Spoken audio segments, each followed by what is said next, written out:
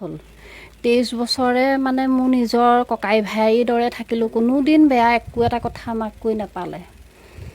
তাৰপাছত মানে গাঁৱত দুই এটা কথা শুনিলত তাক মই কালি সুধিলোঁ 8টামান বজাত, কথাটো 8টা বজাত চাহ খাইছোঁ একেলগে সুধিছোঁ। তেতিয়া সি ক'লে মই বাৰীত কোৰ মাৰি আছিলোঁ, দৰ্শনা ভৰালীয়ে তাক হেনো মাতিলে, বৰ্তা আহকচোন আমাৰ ঘৰলৈ আহক।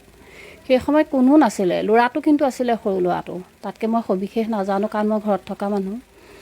তাৰপৰা তাক মই সুধিলোঁ, মাতিলে বোলে, গ'লোঁ, বৰ্তা বহক বহক বুলি কৈ তেতিয়া তাইক হেনো মানে হেৰি হ'ল, সি মই নবহোঁ, যাওঁগৈ, কোনো নাই ঘৰত, মই নৰওঁ, মোৰ বৰ ভৰি হাতবোৰ বিষ।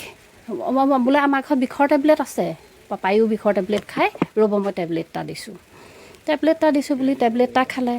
খোৱাৰ পাছত সি কি হ'ল কি কৰিলে নিজে নাজানে, মোক কৈছে তোক মই আকৌ আৰু বহলাই মই তোক আৰু একো ক'ব নোৱাৰোঁ, আৰু তই মোক সেইবোৰ নুসুধিবিও।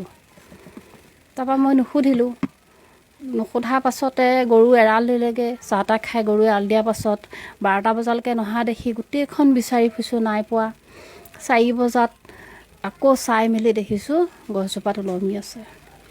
এজনী ছোৱালীৰ কাৰণে মানে গোটেই তাৰ জীৱনটো ধ্বংস হৈ গ'ল। খুব ভাল মানে অতৰ ৰাইজো ওলাই গৈছে এজন মানুহৰ কাৰণে, কাৰণ ছোৱালীজনী অকলে এইটো কাম কৰিব পৰা নাই, যাতে তাইৰ ক্লাইণ্টটো এই কামটো ক'ৰ পৰা হৈছে সঠিক সেই মানে অপৰাধীজনক ধৰা পৰিলে